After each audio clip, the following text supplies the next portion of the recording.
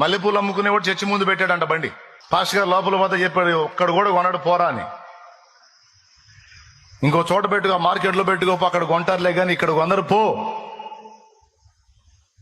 అంటే ఎందుకు కొందరు ఇంతమంది ఆడవాళ్ళు వస్తుంటే కొంటారులే అని పెట్టాడు. కోట మొదలైన దగ్గర నుంచి కోట వైపు అందరు ఇళ్ళకి పోయిందాక ఆడే కూర్చున్నాడు. ఒక్కళ్ళు కొనలా. అందరు పోయినాక పాస్టర్ గారు కూడా పోతా చూశాడు, బండికి వెళ్ళి ఒక్క మూర పూలు కొనలా ఎవరు.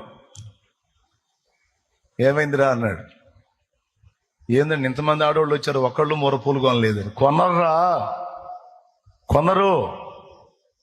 పిచ్చి పిచ్చి వేషాలన్నీ వేసి రోడ్లమిటి బజార్లమిటి తిరగటానికి వారు బజారు సంబంధులు కాదు, వారు పరిశుద్ధాత్మ సంబంధులు.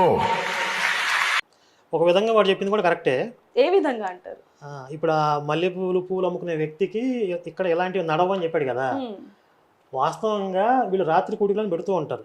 రాత్రి కుడికలు పెట్టినప్పుడు కానీ చర్చి బయట కానీ కండోమ్ ప్యాకెట్స్ బాగా నడుస్తాయి.